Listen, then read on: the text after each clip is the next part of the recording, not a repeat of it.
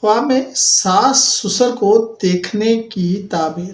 بسم اللہ الرحمن الرحیم۔ السلام علیکم ورحمۃ اللہ وبرکاتہ۔ اسلامی تعبیرات کے مطابق خواب میں ساس یا سسر کو دیکھنا عام طور پر خاندانی تعلقات، ذمہ داریوں اور گھریلو رہنمائی کی علامت ہوتا ہے۔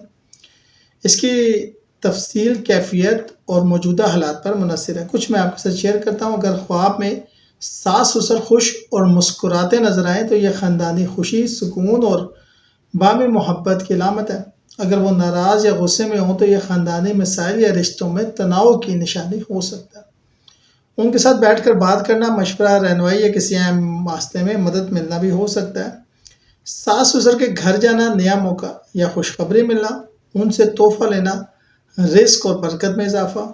ان کے ساتھ کھانا کھانا، اتحاد، رشتہ میں مضبوطی اور خوشی۔ لیکن یہاں پہ منفی بھی کچھ ہے۔ ساس سسر کا بیمار یا اداس ہونا، خاندانی مسائل یا کسی قریبی فرد کی پریشانی، ان کے ساتھ جھگڑا ہونا، غلط فہمی یا بے اعتمادی۔